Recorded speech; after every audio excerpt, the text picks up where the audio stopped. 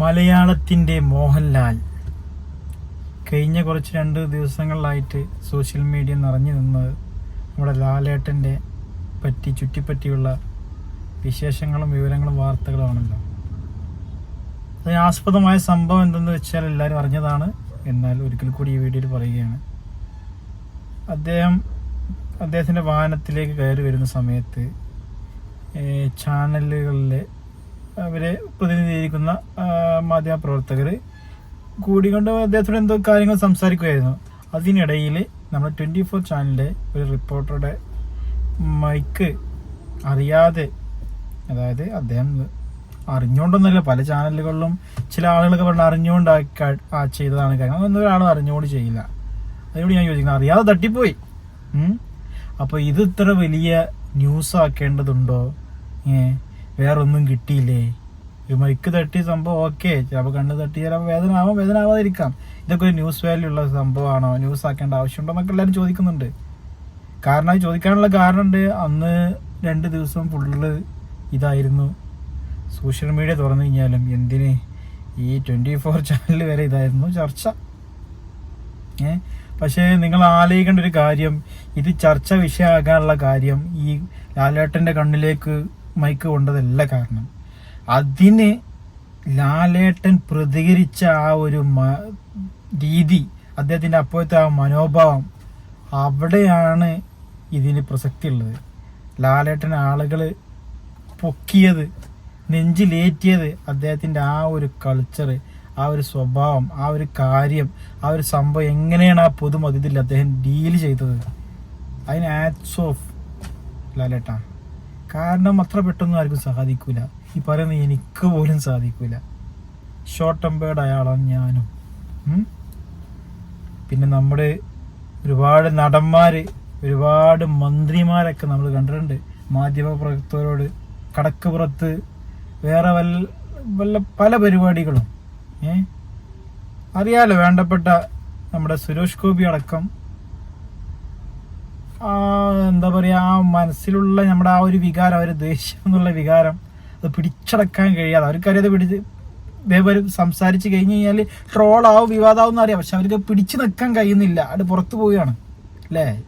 നമ്മൾ എത്ര മനസ്സിൽ പറഞ്ഞു കഴിഞ്ഞാലും ഷോർട്ട് ടെമ്പേർഡ് ആയിട്ടുള്ള ആളുകൾക്ക് ഇത് കാണാൻ പെട്ടെന്ന് റിലേറ്റ് ചെയ്യാൻ പറ്റും. നമ്മൾ മനസ്സിലിങ്ങനെ വിചാരിക്കും, വേണ്ട ഇനി നമ്മൾ സമാധാനം, സ്വസ്ഥത എന്ന് പറയും. പക്ഷെ നമ്മൾ ആ കാര്യത്തോട് അടുക്കുമ്പോൾ നമ്മൾ അറിയാതെ വന്നു പോകും. അവിടെയാണ് ലാലേട്ടന് എന്താ മോനെ, ലാലേട്ടൻ്റെ സ്വതസിദ്ധമായ ശൈലിയിൽ അദ്ദേഹത്തിൻ്റെ പ്രായത്തിന് താഴെയുള്ളവരൊക്കെ മോനാണ് ഉപയോഗിക്കുക. എന്താ മോനെ ശ്രദ്ധിക്കണ്ടേ എന്നൊക്കെ.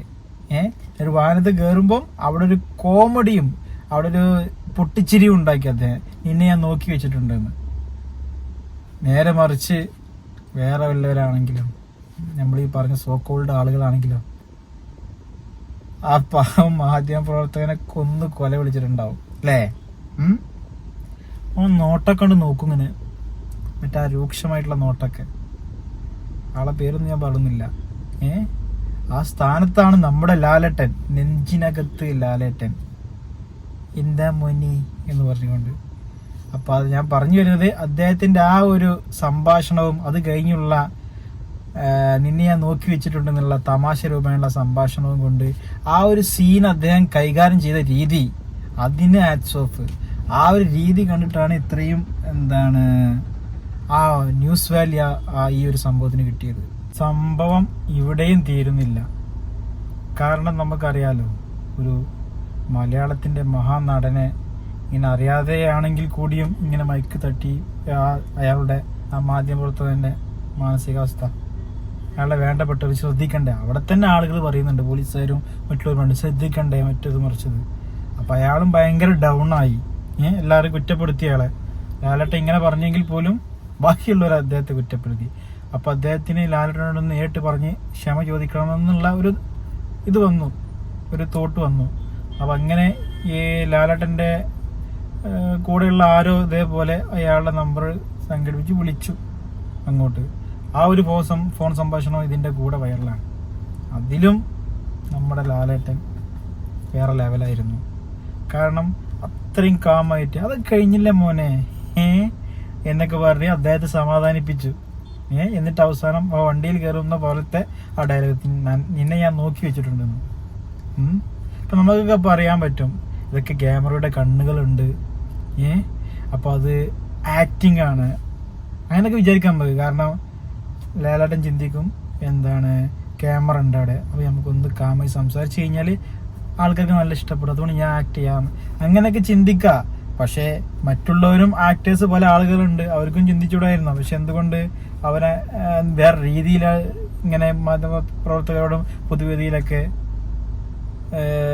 വേറുള്ള രീതിയിൽ സംസാരിച്ച് അവരുടെ രോഷം പ്രകടിപ്പിച്ചു, അവർക്ക് അഭിനയിക്കായിരുന്നില്ലേ? അപ്പം അതൊന്നും ശരിയല്ല. ലാലേട്ടനെ അറിയാവുന്നവർക്ക് അറിയാം, ഒരുപാട് ഇന്റർവ്യൂകളൊക്കെ കണ്ടിട്ടുണ്ട്. അദ്ദേഹം നമ്മളീ കാണുന്ന മീശപിരിയും ഇതൊക്കെ ആ ഒരു ആക്ഷൻ കട്ടിൻ്റെ ഇടയിൽ വരുന്ന സംഭവമാണ്. ലാലേട്ടൻ ഇങ്ങനെയാണ്.